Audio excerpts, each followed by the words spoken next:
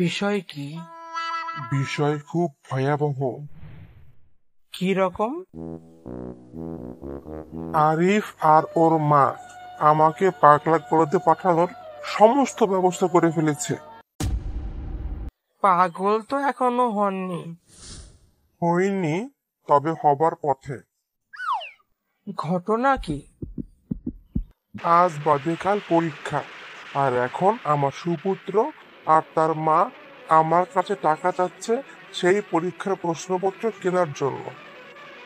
চিন্তা করতে পারেন কি ভয়ঙ্কর ঘটনা? কিসের পরীক্ষা? চাকরির।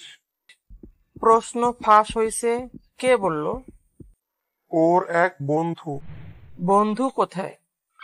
ময়মনসিংহ মেডিকেলের ইমার্জেন্সি গেটের সামনে দাঁড়িয়ে আছে। বেশ তো, টাকা দিয়ে দেন, প্রশ্ন নিয়ে আসুন। আপনি এসব কি বলতেছেন? ফাঁস হওয়া প্রশ্নে আমার ছেলের চাকরি হবে? এরকম চাকরির মুখে আমি 7.5 বার থু দেই। থু থু।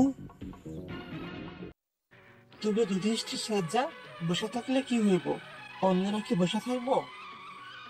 অন্যেরা বসে থাকলো না শুয়ে থাকলো সেটা আমার দেখার বিষয় না। আমি শুধু আমার বিষয়টাই দেখব। দেখো, ভালো করে দেখো, দেখা দেখা দুনিয়াটা উদ্ধার করো। আহা, তোমরা এসব কি শুরু করলে? আচ্ছা আরিফ, তুমি কি শিওর প্রশ্ন ফাঁস হয়েছে? হ্যাঁ। কিভাবে শিওর হইলা? আমার যে বন্ধুর সঙ্গে চাকরি দরখাস্ত করেছিলাম সে আমাকে ফোন করে কনফার্ম করেছে। কি বলিছে সে? বলেছে শিক্ষা জীবনের সব সার্টিফিকেট সহ 5,000 টাকা জামানত রাখলেই প্রশ্নপত্র পাওয়া যাবে। সার্টিফিকেট জমা রাখতে হবে কেন?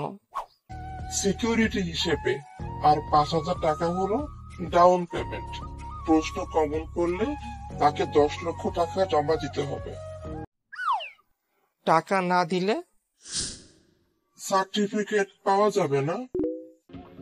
চাকরির খাতায় নাম লেখানোর আগে 10 লক্ষ টাকা খরচ। এই প্রক্রিয়ায় যারা এই প্রজাতন্ত্রের সেবক হবে তারা টাকা উসুল করার জন্য পাবলিকের গায়ের চামড়া তুলে ফেলতেও দ্বিধাবোধ করবে না। লালটু কষাই হবে এক একজন। তুমি যেরকম মেধাবী ছাত্র, তাতে নর্মালি তোমার চাকরি হয়ে যাবে।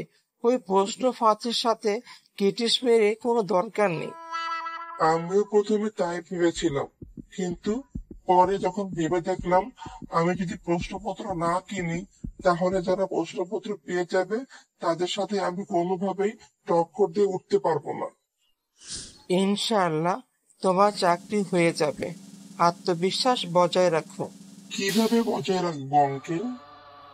এখন আমার আত্মবিশ্বাসটা এমন যে প্রশ্ন ফাঁস হওয়া প্রশ্ন হাতে না পাওয়া পর্যন্ত আগামীকালকে যে আমি পরীক্ষার হলে যাব কিনা সেটাতেও সন্দেহ আছে।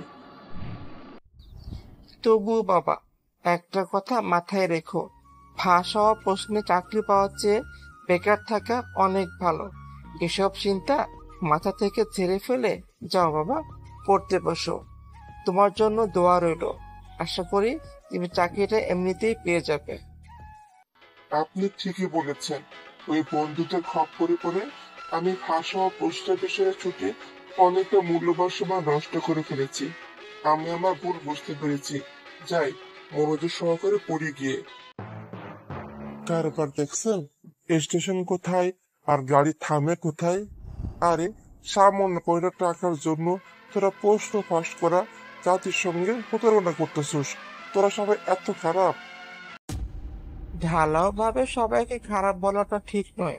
মানুষের মধ্যে এখনো অনেক ভালো মানুষ আছে। ভালো? আপনি আগে ভালো সংখ্যা নির্ধারণ করেন, তারপর এদেশের কয়েকজন ভালো মানুষের নাম তালিকাভুক্ত করে আমাকে দেখান।